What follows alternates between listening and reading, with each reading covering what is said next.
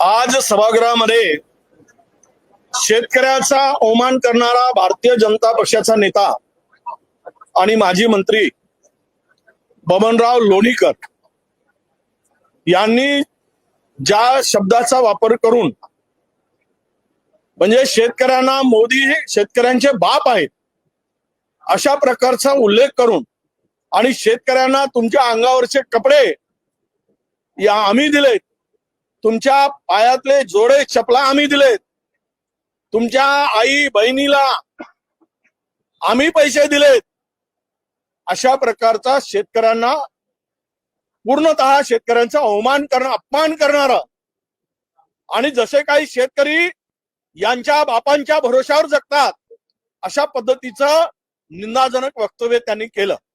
आणि तोच विषय मांडून आम्ही या सभागृहामध्ये सरकारने माफी मागितली पाहिजे, कारण सत्ताधारी पक्षाचा आमदार आणि माजी मंत्री ते आहेत।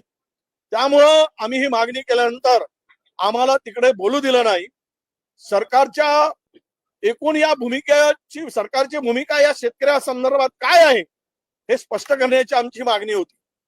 तुम्ही केलेल्या वक्तव्याला समर्थन देताय की तुम्ही त्या आमदाराला आणि मुख्यमंत्र्यांनी माफी जर मागितली असती या राज्याच्या मुख्यमंत्र्यांनी की शेतकऱ्यांचा बळीराजाचा जर हे सरकार असेल, थोडा तरी यांना कणव असेल तर माफी मागितली असती। आणि तीच मागणी नानाभाऊ पटोलेंनी केली आणि विरोधकांनी केली, परंतु त्यांना अजिबात बोलू द्यायचं नाही। विरोधकांना ही जी काही सरकारची भूमिका आहे ही काही आणि अध्यक्षांच्याकडे मागणी करून जर त्याला आम्हाला बोलण्याची संधी मिळत नसेल तर आम्ही शेतकऱ्यांचा अवमान करणाऱ्या सरकारच्या विरुद्ध आम्हाला भूमिका घ्यावी लागली।